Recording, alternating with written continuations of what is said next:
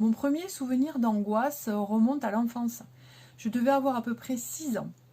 Je redoutais la venue de l'homme qui vole les enfants la nuit pour les torturer, dont me parlait mon amoureux de l'époque dans la cour de récréation. Depuis, la angoisse ne m'a plus jamais quittée, pas celle-là bien sûr, mais d'autres, au point que je me suis habituée à sa présence. Autour de mes 8 ans, ma famille a traversé une période difficile et j'ai commencé à absorber les angoisses des autres. À 10-13 ans, c'était l'angoisse de reprendre l'école le lundi matin, tous les dimanches soirs, alors que je n'avais aucun problème à l'école. Puis, les pleurs le matin au réveil sans connaître la raison. À l'adolescence, autour de 15 ans, les premières crises de spasmophilie qui ont duré, qui étaient conséquentes au point que je me suis interrogée sur ce qui se passait, que j'ai commencé à lire du développement personnel et tout ce qui se faisait sur les méthodes alternatives. Quand j'ai été jeune adulte, j'ai commencé à consulter pour me faire accompagner, pour travailler sur moi. Donc j'ai été accompagnée par des thérapeutes. Mais ce n'est que 20 ans plus tard, donc il y a à peu près maintenant 15 ans, que j'ai démasqué l'angoisse vraiment à l'occasion d'un burn-out qui m'a cloué au lit pendant des mois et durant lesquels pendant des semaines, j'ai été brassée par des vagues successives d'angoisse à longueur de journée.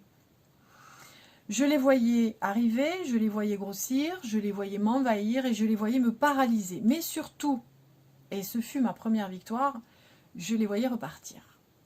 J'ai donc pu m'apercevoir que l'angoisse n'avait absolument pas besoin de moi pour repartir comme elle était arrivée et pour vivre sa vie, puisque je n'avais plus aucune énergie pour mettre en place une quelconque stratégie, pour la repousser ou pour la combattre. Je ne faisais que subir.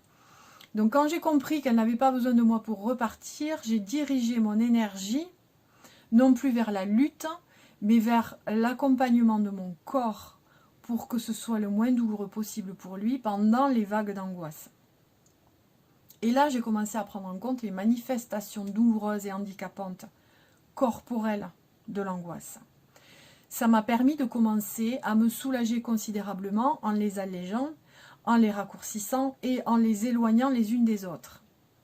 Ça m'a permis donc de reprendre aussi de l'énergie pour réinvestir cela dans mes thérapies et dans ma vie en général.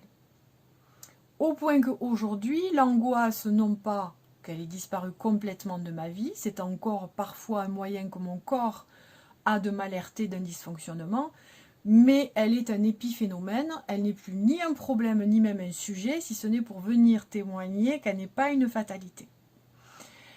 Alors si toi aussi, tu te reconnais là, dans ces manifestations, tu les traverses, tu les vis, et que tu te sens prêt à passer à autre chose, eh bien, contacte-moi pour prendre rendez-vous et commencer un accompagnement. Je te montrerai avec plaisir comment faire pour devenir autonome. À bientôt!